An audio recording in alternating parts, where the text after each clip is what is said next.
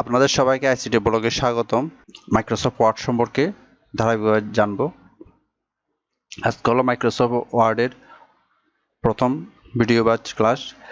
আমরা Microsoft word সম্পর্কে ধাপে ধাপে সব পুরোটা জানবো। আমরা এখানে মাইক্রোসফটের 2013 বা 2013 থেকে আলোচনা করব, কারণ 2013 হচ্ছে মোটামুটি এখন সবাই ব্যবহার করতেছে। এরপরে 2016 প্লাস আরও কয়েকটা বেরিয়েছে। সুতরাং আপনারা 2013 যদি ভালো করে শিখেন তাহলে 2016, 19 এগুলো সবগুলো একই রকম পারবেন। কিন্তু সামান্য কিছু পরিবর্তন আছে, সেটা আপনারা কাজ করলে জেনে যাবেন। আপনারা যদি আমার প্রতিটা ক্লাস বা প্রতিটা ভিডিও যদি মাইক্রোসফট ওয়ার্ডের ধারাবাহিকভাবে প্রতিটা দেখেন, তাহলে আশা করি মাইক্রোসফট ওয়ার্ডের অফিসিয়াল বা ব্যবহারিক জীবনের যতগুলা সমস্যা আছে সবগুলো আমি সমাধান করব, এবং মাইক্রোসফট ওয়ার্ড সম্পর্কে, এক্সেল সম্পর্কে এবং মাইক্রোসফট পাওয়ার পয়েন্ট সম্পর্কে বিস্তারিত আমি আলোচনা করব। আপনারা যদি ধারাবাহিকভাবে যদি এগুলো দেখেন তাহলে মোটামুটি একটা ধারণা পেয়ে যাবেন। আপনারা অনুরোধ করব, আপনারা যদি মাইক্রোসফট ওয়ার্ড, এক্সেল বা পাওয়ার পয়েন্ট সম্পর্কে শিখতে চান, আমার ভিডিওগুলো ধারাবাহিকভাবে দেখে যাবেন। আজকে যেহেতু প্রথম পর্ব, আজকে আমরা মাইক্রোসফটের ইন্ট্রোডাকশন বা শুরু নিয়ে আলোচনা করব। আমরা এখানে দেখতে পাচ্ছি মাইক্রোসফটের একটা ব্ল্যাঙ্ক পেজ। এটা নিয়ে আমরা বেশিরভাগ ক্ষেত্রে আলোচনা করে থাকি বা এটা নিয়ে কাজ করে থাকি। আর এটা হলো বিভিন্ন প্রকার ফর্মাল লেটার এর একটা ফরম্যাট। এটা হলো সিঙ্গেল স্পেসের একটা blank format. Single space, double space সবগুলো আমি আপনাদেরকে শেখাবো, আপনারা আস্তে আস্তে সব পাবেন। আর হচ্ছে সিবি। এখানে একটা সিবি দেখতে পাচ্ছেন, এখানে একটা সিবি, এখানে একটা সিবি, এখানে একটা সিবি, এখানে একটা সিবি। তাহলে এখানে সিবির ফরম্যাট, অনেকে সিবি করার জন্য বিভিন্ন ধরনের ফরম্যাট খুঁজে থাকে। তাহলে এখানে আপনারা বিভিন্ন রেডিমেড ফরম্যাট পাবেন, শুধু এগুলো আপনার নামগুলো চেঞ্জ করে দিলে পাবেন। এখানে একটা, এখানে একটা, এখানে একটা, এখানে একটা, এখানে একটা, এখানে একটা। এগুলো সম্পর্কে আমরা পরবর্তীতে ডিটেলস আলোচনা করব। তাই কারণে রেস্টুরেন্ট ভাউচার, একটা রেস্টুরেন্টে যদি আপনারা ভাউচার তৈরি করতে চান তাহলে কীভাবে তৈরি করবেন সেই সম্পর্কে ডিটেলস বলা আছে।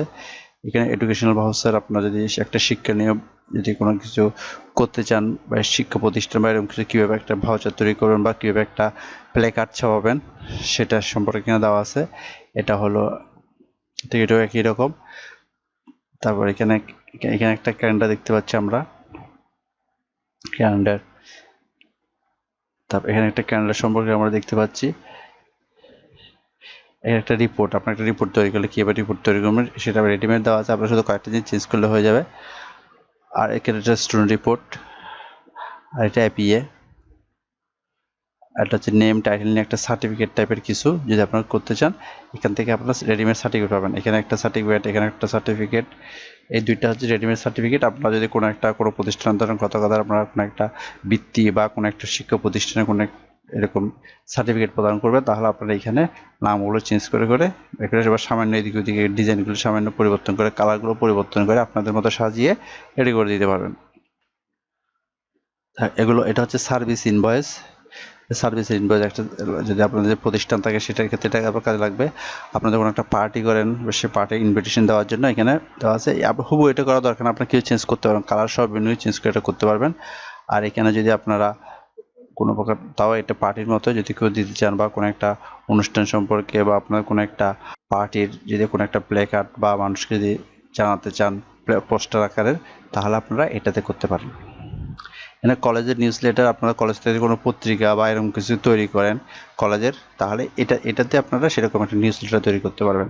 এগুলো বেশিরভাগই অবশ্য এগুলো সবগুলো হচ্ছে ইলিস্ট্রেটরের কাজ। এখানে কিছু সামান্য কিছু এখানে দেওয়া আছে, আপনারা বা ইলিস্ট্রেটর অত কিছু না শিখে এখান থেকে আপনারা কাজ করতে পারবেন। রেডিমেড দেওয়া আছে, শুধু কয়েকটা জিনিস চেঞ্জ করলে আপনারা এখানে পেয়ে যাবেন। এটা ফেস্টিভ্যাল চেকলিস্ট। এখানে ফেস্টিভ্যালের একটা ফেস্টিভ্যাল করলে সেখানে কমিটি, উপকমিটি সম্পর্কে আমরা যে বিভিন্ন ধারণা করে একটা সুন্দর করে সাজানো দেওয়া আছে। আর এখানে নাম, আপনাদের কারো অ্যাড্রেস দিতে চাইলে অ্যাড্রেস সম্পর্কে এখানে দেওয়া আছে।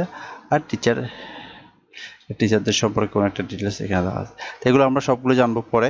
আজকে আমরা ডিটেলস জানবো সেটা হলো যেটা আমাদের বেশি প্রয়োজন হয় সেটা সম্পর্কে। এটা ক্লিক করলাম, আমাদের মাইক্রোসফট ওয়ার্ড শুরু হলো। মাইক্রোসফট ওয়ার্ডে দেখেন আমরা প্রথমে এখানে আছে ফাইল, এখানে হোম, এখানে ইনসার্ট, এখানে ডিজাইন, এখানে page layout, preference, mailing, review, view, developer, এটা নিত্য হিসেবে এটা দরকার নেই আপনাদের, এটা সম্পর্কে দেখাবো, এটা প্রয়োজন নেই। আমরা আজকে ফাইল সম্পর্কে জানি। ফাইল এখানে দেখা যাচ্ছে আপনি যখন ইনফো দিলে ইনফরমেশন জানবেন, নিউ দিলে নতুন ফাইল যদি আপনি খুলতে চান তাহলে একটা নতুন ফাইল খুলতে পারবেন। আর ওপেন দিলে আপনি যদি অলরেডি কাজ করছেন এরকম যদি কোনো ফাইল যদি আপনারা খুলতে চান তাহলে এটা লিস্ট চলে আসবে, এখান থেকে সেটা খুলতে পারবেন। আর এটা হচ্ছে সেভ, এটা দিয়ে আপনি যে কাজ করবেন সেটা কোথায় সেভ করেন, মাই কম্পিউটারের এখানে কোথায় সেভ করে আপনি যদি নির্দিষ্ট অতগুলো ফাইলে বা আপনি কম্পিউটারের কোনো একটা জায়গায় কোন জায়গায় সেভ করবেন সে সম্পর্কে আপনি এখানে করতে পারবেন। তা হচ্ছে প্রিন্ট, এখানে দিলে আপনার সরাসরি প্রিন্টে চলে যাবে, প্রিন্ট করে আপনারা করতে পারবেন। যদিও শর্টকাটে কন্ট্রোল পি দিয়েও করা যায়। তারপর এটা হচ্ছে প্রিন্টের একটা প্রিভিউ, এখানে প্রিন্ট কীভাবে প্রিন্ট করবেন এখানে দেওয়া আছে। শেয়ার, কোথায় শেয়ার করবেন, ইমেইলে শেয়ার করবেন, অনলাইনে শেয়ার করবেন, ব্লগে শেয়ার করবেন বা ক্লাউডে সেভ করবেন, সেসব এটা দেওয়া আছে। এটা হলো এক্সপোর্ট, কোথায় এক্সপোর্ট করবেন ওটা শেয়ারের মতোই, এটা দিলে ক্লোজ, এটা দিলে ক্লোজ হয়ে যাবে। আর এবার অ্যাকাউন্ট, আপনি যদি কোনো অ্যাকাউন্টে যেমন ধরেন আমি মাইক্রোসফট অ্যাকাউন্ট, আমার একটা অ্যাকাউন্ট আছে, সেটা এটা লগ ইন করা আছে, আপনার চাইলে লগ ইন করতে পারেন, লগ আউটও থাকতে পারেন। মাইক্রোসফট অ্যাকাউন্টটা থাকতে হবে কোনো কথা নেই, না থাকলেও কোনো সমস্যা নাই, লগ ইন ছাড়া থাকবে। এবার হচ্ছে অপশন, এটা হচ্ছে খুব একটা গুরুত্বপূর্ণ বিষয় অপশনটা। এখানে দেখতে পাচ্ছেন এখানে বিভিন্ন কিছু ডিফল্টে দেওয়া থাকে, দরকার নেই। দেখেন এবার ডিসপ্লেতে কী কী ডিসপ্লে হবে সেগুলো এখানে দেওয়া আছে। প্রুফিং যেমন ধরেন ইগনোর, যদি আপার কেস লোয়ার কেস যদি আপনি কিছু ইগনোর করতে চান, ইন্টারনেট ফাইল অ্যাড্রেস ইগনোর করতে চান সেটা সম্পর্কে। তারপর বিভিন্ন রকম এখানে দেওয়া আছে ট্রেডিশনাল সম্পর্কে। এখানে দেখে অটো কারেক্ট অপশন, আমরা যে বিভিন্ন ভুল থাকলে দেখা এবং অটোমেটিক ঠিক হয়ে যায়, এখানে দেওয়া আছে অটো কারেক্ট অপশন কী কী করা হবে। অটো কারেক্ট অপশন আমরা দেখতে পাচ্ছি show auto correct option button, এগুলা কারেক্ট টু ইনিশিয়াল ক্যাপিটালস, অর্থাৎ ক্যাপিটালস হলে সেটা অটোমেটিক কারেক্ট করে ফেলতে হবে। যদি দুইটা থাকে তার অটোমেটিক সে কারেক্ট করে ফেলবে। Capital first letter of the sentence, সে প্রথম সেন্টেন্সে আপনি সেন্টেন্সটা যদি প্রথম সেন্টেন্স শুরু করলেন সেখানে আপনি ক্যাপিটাল দিলেন না, সে অটোমেটিক ক্যাপিটাল করবে। কিন্তু আপনি যদি টিক মার্কটা তুলে দেন তাহলে সে অটোমেটিক ক্যাপিটাল করবে না, কিন্তু আপনি যে টিক মার্কটা দেন তার সে অটোমেটিক ক্যাপিটাল করে ফেলবে। তা বলছে capitalize first letter of two cells, দুইটা সেলের ফার্স্ট লেটারটা ক্যাপিটালাইজ করতে বলছে। তারপর হচ্ছে capitals name of the day Sunday Monday এগুলো যদি অটোমেটিক সে ক্যাপিটাল করে ফেলবে। Correct accidental uses of caps lock কি, যদি হঠাৎ করে যদি ক্যাপসলক কি যদি পড়ে যায়, আপনি সি দিয়ে শুরু করলেন, সিটা ছোট হাতে দিয়ে করলেন বা এগুলো দেখা গেল আপনি বড় হাতে লিখে ফেললেন, তাহলে সে বুঝে নেবে যে এই সিট সাধারণত শুরুটা বড় হাতের হয় কিন্তু পরেরগুলো তো বড় হাতের হওয়ার কথা না, সেজন্য সে অটোমেটিকলি বাকি সবগুলো ছোট হাতে করে ফেলবে। কিন্তু আপনি যেটা তুলে দেন তাহলে সেটা করবে না, অটোমেটিক করবে না। আর আপনি যে করে ফেললেও চাইলে এটা থাকলেও করে ফেললেও আপনি চাইলে পরবর্তী সময়ে সেটা চেঞ্জ করতে পারবেন।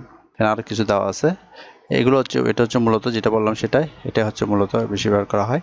তারপর এখানে আছেন দেখেন সেভ, আপনি যে ওয়ার্ডটা কোথায় সেভ করবেন, মাইক্রোসফট আমরা কন্ট্রোল এস দিয়ে সেটা সেভ হয়ে যায়, আপনারা কোথায় সেভ করবেন সেই সেভের এখানে দেওয়া আছে। সেটা হচ্ছে কি সি ইউজার, এটা আপনি যদি সেখানে সেভ না করে যদি আপনি ধরেন ডিতে সেভ করতে চাচ্ছেন তাহলে ডি দিয়ে দেবেন, অথবা ইতে সেভ করতে ই দিয়ে দেবেন, বা আপনি ধরেন এটা একটা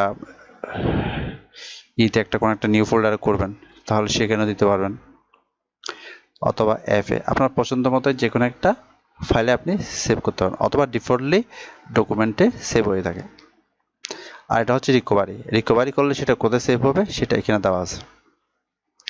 আর আপনি যে ওয়ার্ড যেগুলো করবেন সেগুলোর এক্সটেনশন কি হবে সেটা এখানে দেওয়া আছে। আপনি চাইলে ডিওসিএক্স বা ডিওসিএম ডিওসি এগুলো সবগুলো আপনি এখান থেকে আপনি চাইলে বা টিএক্সটি ফরম্যাটে করবেন, কোন ফরম্যাটে করবেন সেখানে দেওয়া আছে। ডক থাকলে সেটা 97 থেকে 2003 বা এর পরের ভার্সন সবগুলাই সাপোর্ট করে, কিন্তু আমরা জানি star.docx থাকলে সেটা শুধুমাত্র 2007 থেকে সাপোর্ট করে, আর এগুলো সাপোর্ট করে না, সেটা আমরা জানি। সেজন্য আপনি চাইলে এখানে চেঞ্জ করে দিতে পারবেন।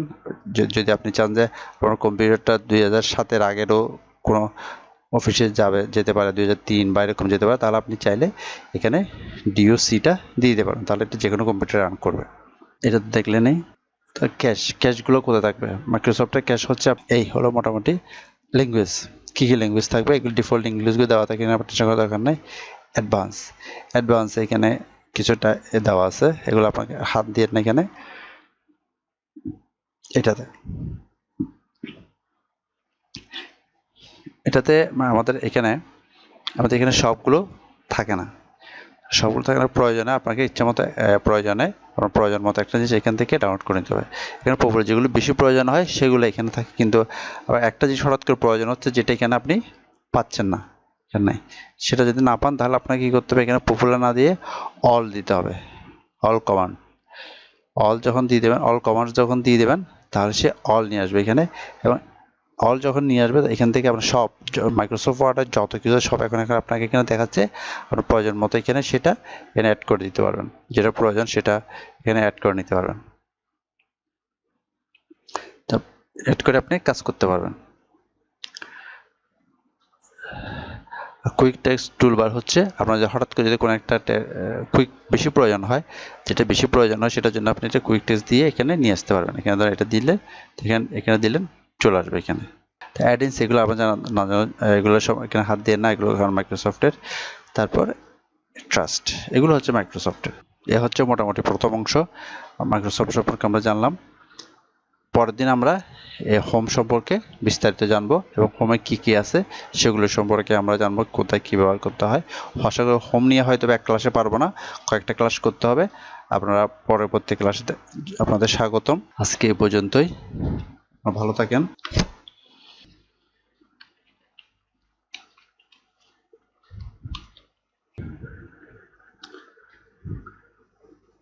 এতক্ষণ সাথে থাকার জন্য ধন্যবাদ।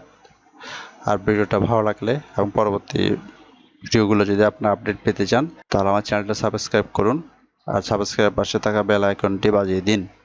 আপনারা ভালো থাকুন, সুস্থ থাকুন, নিরাপদে থাকুন সবসময়। ধন্যবাদ।